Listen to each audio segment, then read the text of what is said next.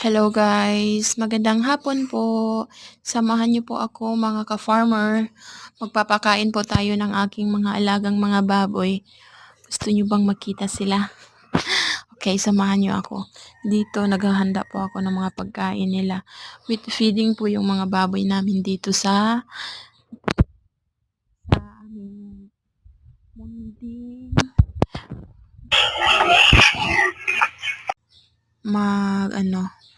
magpapakain. Punta po tayo dito sa mga alaga ko. Ito po yung dumalaga namin. Bibigyan ko muna ng pagkain. Ang hirap pala mag-video pag tawag dito. Yung walang stand ng cellphone. Ito pinapakain ko yung isang dumalaga namin. Ito na yun. Dalawang beses na itong nag-hit pero hindi ko pa pinasampahan. Pag pangatlo na, pasasampahan ko na. Gusto ko yung natural. Hindi mo na AI. Ito naman yung isang mama pig namin.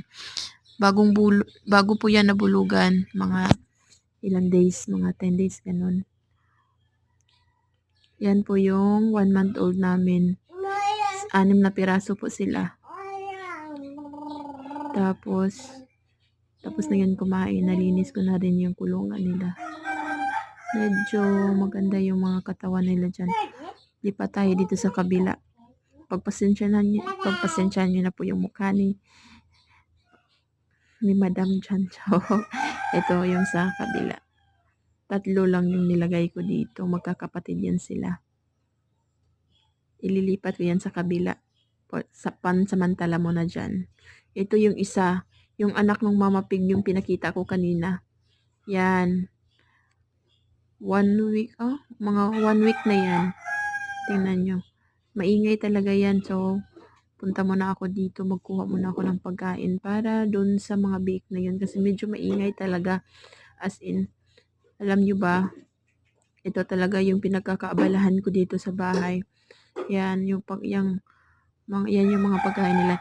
Yan yung pinagkakaabalahan ko. Nag-i-enjoy ako pag nag-aalaga ng mga alaga naming hayop while nag-aalaga ng anak ko. Okay, bye!